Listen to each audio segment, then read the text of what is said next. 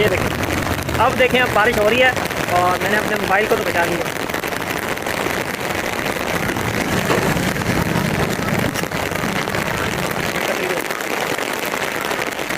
यार इस साइड से लग रहा है इधर से ना सूरज निकलने लगा है, लेकिन यहाँ ऊपर काफ़ी बादल है इस साइड से।